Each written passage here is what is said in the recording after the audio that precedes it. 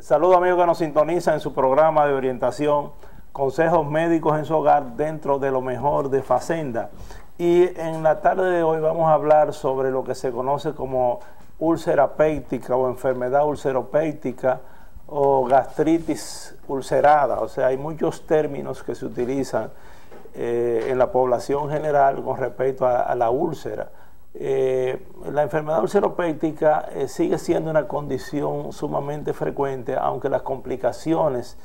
y las úlceras como tales, como se veían antes, ya en los últimos años ha disminuido por el uso de medicamentos que son muy efectivos, muy potentes, y por el uso de antibióticos para tratar la bacteria que se ha relacionado con la úlcera péptica. Y como dice en la información que le traje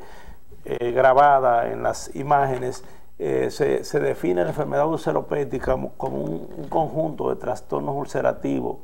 de la parte superior del tubo digestivo, o sea, del estómago y de la primera porción del duodeno,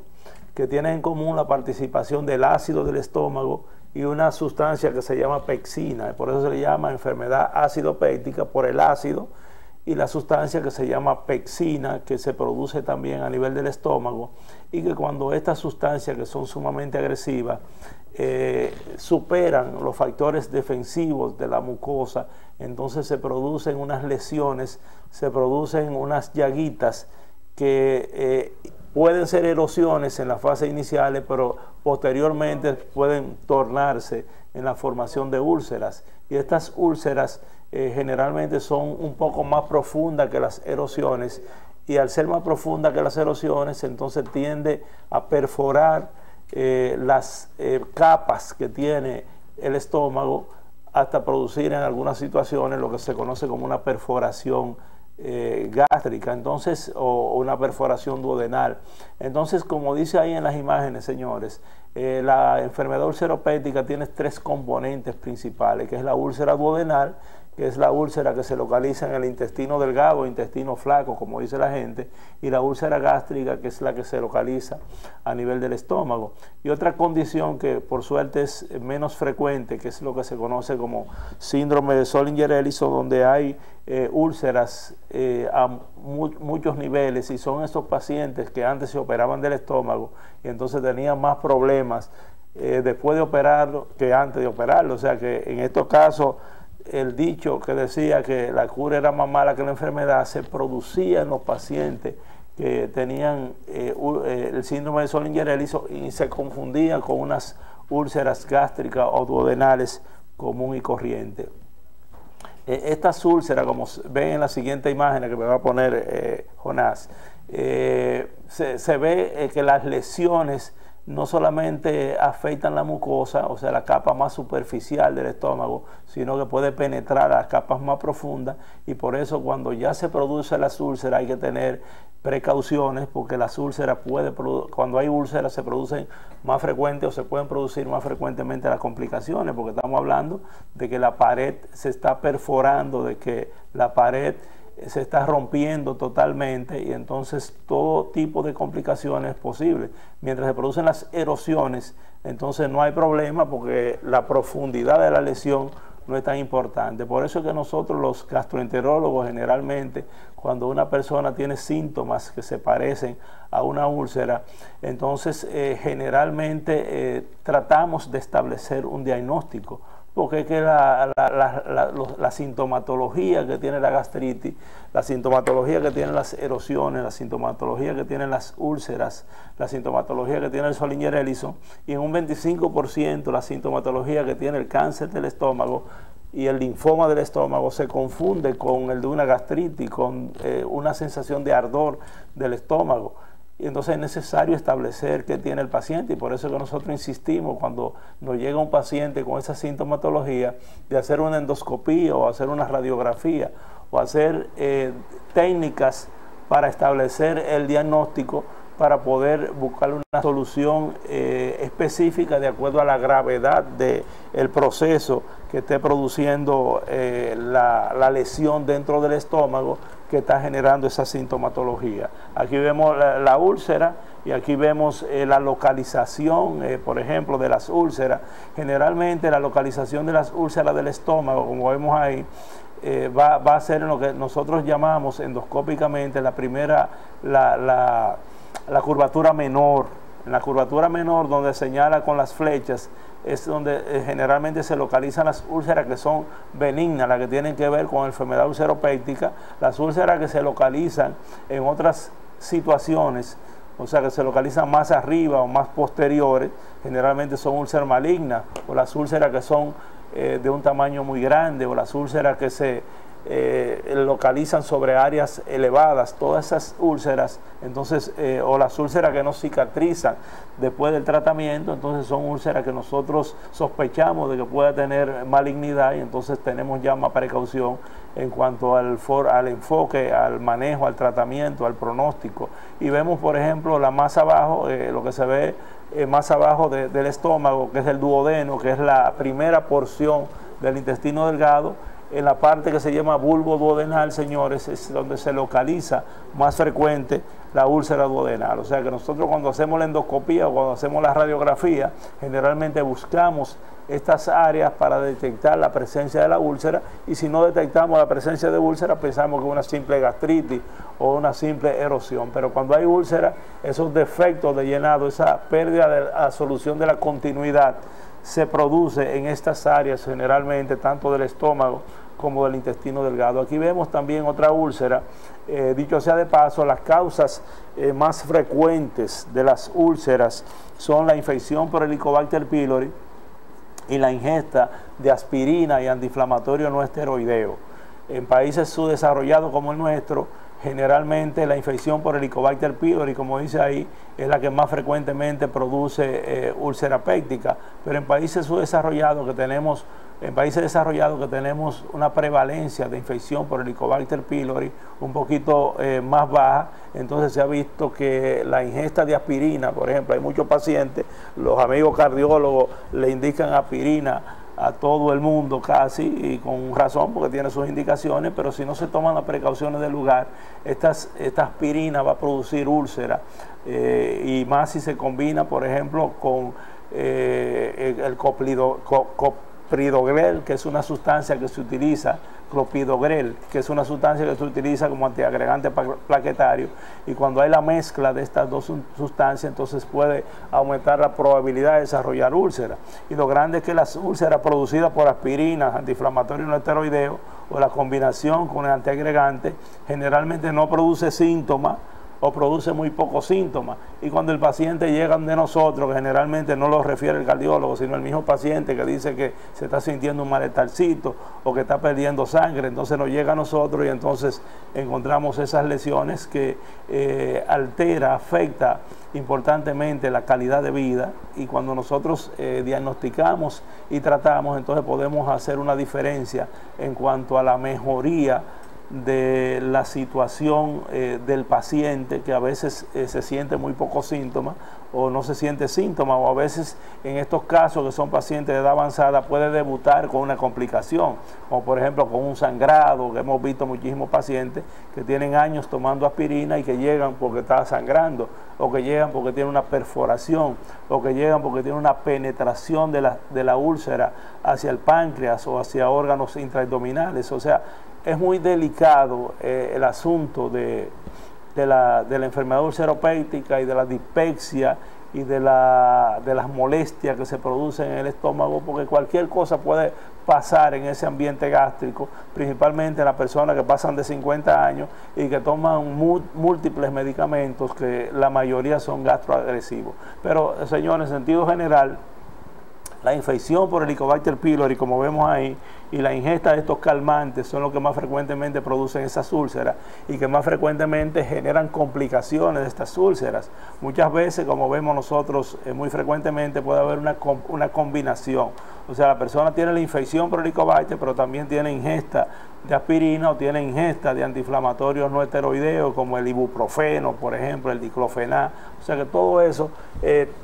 más temprano que tarde, en mayor o menor proporción, producen lesiones a nivel del estómago que pueden ser desde una simple gastritis a unas erosiones, a una úlcera, a una perforación por una úlcera, a un sangrado por una úlcera, a una penetración de una úlcera, a una estenosis pilórica, una estenosis pues, producida por la úlcera. O sea, todas esas cosas pueden producirse porque usted está agrediendo y el estómago está reaccionando con una respuesta inflamatoria aguda y crónica, con fibrosis, tejido de regeneración. Entonces está perdiendo el material funcional, o sea, las células parenquimatosas del estómago o del duodeno, cada vez que hay esas inflamaciones y esas infecciones, se van perdiendo y van a ser sustituidas por células afuncionales, por células inflamatorias, por células fibrosas que no desempeñan la función que se necesita. Por eso es que la gente dice, cada vez que pasan los años me siento peor del estómago, hago peor la digestión, me caen peor los alimentos, pero usted viene arrastrando una enfermedad del estómago de 20 años y usted no ha ido al médico para solucionar ese problema. Entonces es muy probable que usted cada año esté peor, porque eso, como yo le digo a mi paciente, eso es como cuando usted le coge prestado a los bancos. Usted le coge prestado a los bancos y aunque usted esté durmiendo, el rédito todos los días se multiplica, se acumula. Entonces, mientras más tiempo usted tarda, más dificultad da para curarle el problema estomacal, que podría ser una úlcera, podría ser una gastritis. Entonces, vamos a una pausa, Jonás, y después de la pausa vamos a seguir hablando sobre la enfermedad ulceropéctica, la úlcera gástrica, úlcera duodenal y otros trastornos intermedios que se relacionan con el exceso de ácido y el exceso de una sustancia que se llama pexina. Entonces no se me vayan de ahí y nos vemos después de la pausa.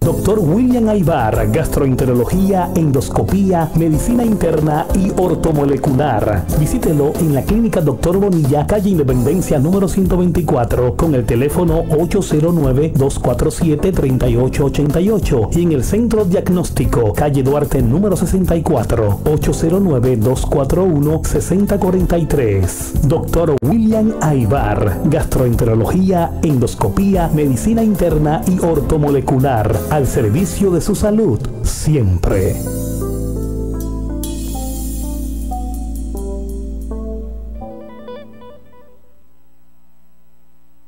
OM Extra es el único probiótico universal disponible en nuestro mercado. Extra potente, extra efectivo y extra seguro, sin contraindicaciones y sin interacciones medicamentosas y sin efectos secundarios, para mantener una buena flora intestinal y una excelente salud del colon. Tomar OM Extra 1 o 2 veces al día podría hacer la diferencia. Distribuye el Centro de Nutrición y Salud, calle Duarte número 64, Santiago. Teléfonos 809-226-5747, celular 829-881-2815. Centro Diagnóstico de Hígado y Vías Digestivas, donde estamos ofreciendo las técnicas más avanzadas para el diagnóstico y tratamiento de las hepatitis crónicas por virus C, además de estudios endoscópicos como videogastroscopía y videocolonoscopía diagnóstica y terapéutica. También seguimos ofreciendo los estudios con la cápsula endoscópica. Estamos en la calle Duarte número 64, muy cerca de la Clínica Bonilla. Teléfonos 809-582-2347 y 809-241-6043.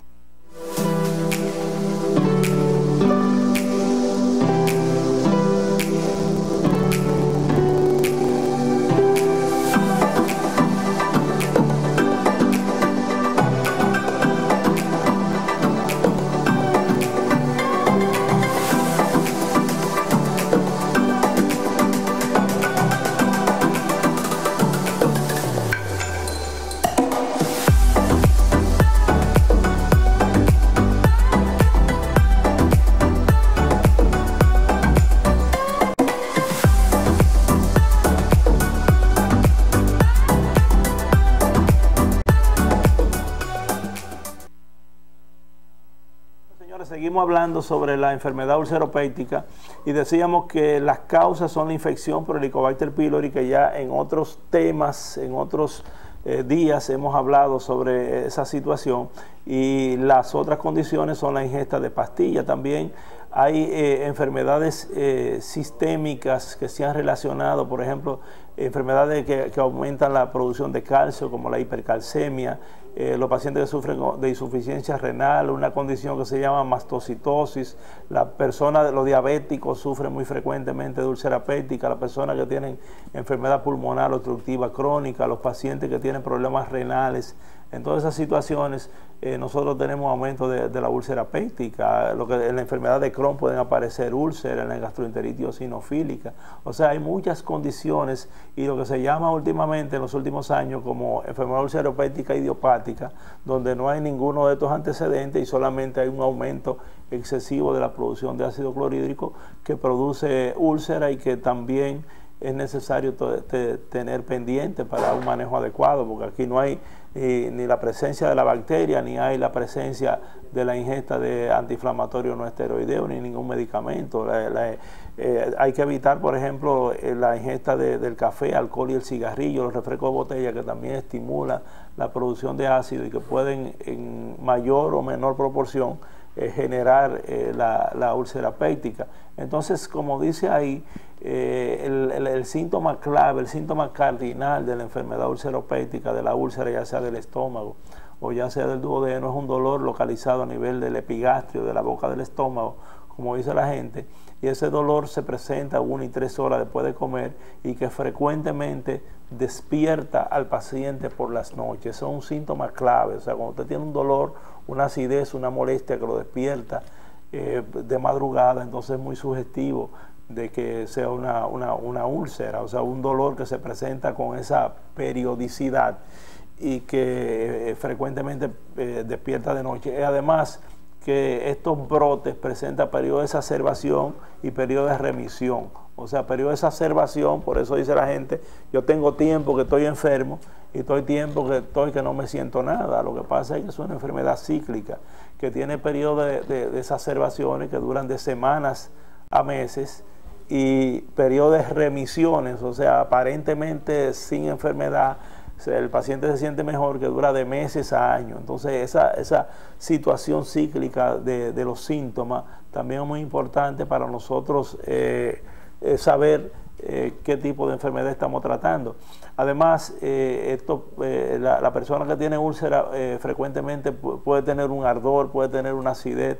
náusea, una sensación de plenitud. En la úlcera duodenal puede haber aumento de peso. En la úlcera gástrica puede haber disminución de peso, pero en un 25% también el cáncer de estómago se comporta con una sintomatología similar. Por eso no podemos llevarnos solamente de los síntomas. Hay gente que frecuentemente me dice que le da un poco de acidez, que le da un poco de malestar de estómago, y que se toma un poco de antiácido y que se mejora, y que va a la farmacia, se compra una pastilla que se mejora, o se toma la pastilla de la mamá, del papá, del tío, del vecino, y se mejora. Esa no es lo ideal. Lo ideal, como hemos visto anteriormente, es tratar de determinar exactamente qué tiene para darle el tratamiento exacto, y los resultados generalmente son, en la mayoría de los casos, son muy buenos, y la persona mejora importante la calidad de vida, se elimina la sintomatología, y otras enfermedades que son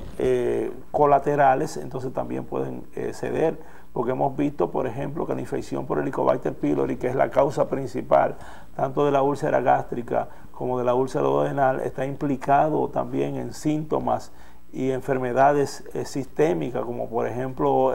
hay anemia por déficit de hierro, que es producida por la bacteria, por el Helicobacter. Hay, por ejemplo, lo que se llama púrpura trombocitopénica, hay lesiones en la piel producidas también, como la rosácea, producida por Helicobacter. Esta se ha relacionado también con alteraciones cardiovasculares, afectación a nivel del sistema nervioso central y a nivel del corazón, y se ha relacionado también en algunos casos con diabetes mellitus. O sea, que hay una serie de problemas, una serie de sintomatologías que son relacionadas, que se han relacionado con Helicobacter pylori y se han relacionado con úlcera péptica, tanto gástrica como duodenal. Entonces es mucho el beneficio que se puede obtener cuando tratamos adecuadamente a un paciente que tiene una úlcera. Sabemos qué produce la úlcera y sabemos qué podemos hacer para diagnosticar y manejar la úlcera. Vemos ahí que estas úlceras, por eso la importancia de determinarlas, puede producir complicaciones, y estas complicaciones decíamos que puede ser la hemorragia, puede ser la perforación, puede ser la estrechez, y puede confundirse a veces una úlcera maligna con una úlcera común y corriente, y entonces tener un problema desde el punto de vista diagnóstico y desde el punto de vista terapéutico. Entonces es necesario, cuando hacemos por ejemplo las endoscopías, de tomar la biopsia. En la biopsia nosotros podemos ver si tiene la bacteria o no, pero también podemos determinar la condición de la mucosa gástrica, porque esa información que nos da el patólogo sobre la mucosa, o sea, no solamente determinar si tiene Helicobacter o no, sino que cuando hay una gastritis que dura mucho tiempo, esta gastritis puede producir cambios inflamatorios. Estos cambios inflamatorios pueden ir en lo que se conoce como displasia, metaplasia intestinal, displasia leve, displasia severa, y esa displasia severa entonces evolucionar a un cáncer, o producir trastornos a nivel de las células del sistema inmunológico, de los linfocitos, y esta hiperplasia linfoide puede transformarse en un linfoma. O sea que todas esas variantes pueden ocurrir en el ambiente gástrico, en la biopsia que se le toma generalmente de rutina a los pacientes que vienen con síntomas gastrointestinales, y el patólogo no solamente nos determina si la úlcera es producida por Helicobacter, nos ayuda a saber si es por antiinflamatorio no esteroide o aspirina, o los cambios que pueden inducir a la degeneración tumoral. Entonces, gracias por estar conmigo en esta tarde. Habrá otra exposición sobre el manejo, cómo tratamos las úlceras, pero ya le avanzamos bastante sobre la úlcera péptica y cómo se comporta y cómo podemos manejarla. Así que esperamos otro programa para seguir informando sobre esta situación, que es sumamente frecuente y que puede tener consecuencias a corto y a largo plazo que se pueden evitar teniendo en cuenta el consejo médico en su hogar, que nosotros todos los martes y jueves con mucho gusto le mandamos a ustedes a través de su programa de orientación, consejos médicos en su hogar, dentro de lo mejor de Facenda. Buenas tardes y nos vemos la próxima semana. Biplan Rondón, líder en puertas enrollables, corredizas y a control, presentó